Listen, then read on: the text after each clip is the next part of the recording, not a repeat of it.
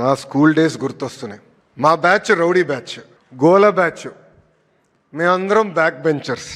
కానీ నేను back bench నుంచి స్టాన్ఫర్డ్ ఎట్లా వెళ్ళాలని మీ అందరికీ డౌట్ రావచ్చు.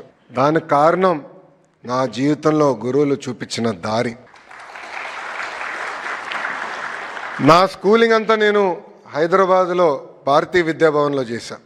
చెప్పే కదా మాది గోల బ్యాచ్ అని. మంజుల మేడం గారు అని ఉండేవారు.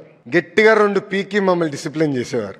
దాని తర్వాత మా ప్రిన్సిపల్ రమాదేవి మేడం గారు ఉన్నారు. మేడం గారు ఆధ్వర్యంలో నేను వైస్ ప్రిఫెక్ట్ అయ్యి ఒక డిసిప్లిన్, పట్టుదల, మొత్తం ఒక స్కూల్ని ఎట్లా నడిపించాలనేది మేడం గారు నేర్చుకున్నా.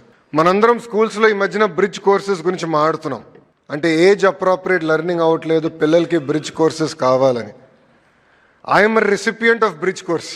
నేను ఇంటర్కి వచ్చినప్పుడు కొన్ని ఫండమెంటల్స్లో నేను వీక్గా ఉన్నానని గౌరవ ముఖ్యమంత్రి గారు నారాయణ్ సార్ని పిలిచి, మా ఆవిడ ఇంకొన్ని ఫండమెంటల్స్లో వీక్గా ఉన్నాడు, నేర్చుకోవాల్సిన అవసరం ఉందంటే నారాయణ్ సార్ నాకు ఆ బ్రిడ్జ్ కోర్స్ నేర్పించిన వ్యక్తి.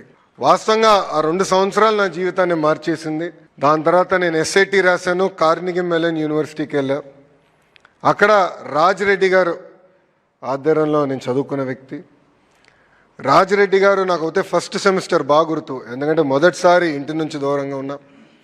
కనీసం టైంకి హెయిర్ కట్ కూడా చేయాలని నాకు తెలియలే, ఎందుకంటే ఇంట్లో ఉంటే అమ్మ చేయించేవారు అన్నీ. అలాంటిది రాజ్ రెడ్డి గారు క్రెడిట్ సిస్టమ్ అంటే ఏంటి, సెల్ఫ్ డిఫైన్డ్ మేజర్ అంటే ఏంటి మొత్తం నేర్పించి ఈరోజు నేను మీ ముందల ఒక విద్యాశాఖ మంత్రిగా నిలబడుతున్నానంటే దానికి కారణం ఈ నలుగురు అని ఈ సభాముఖంగా తెలియజేస్తున్నాను.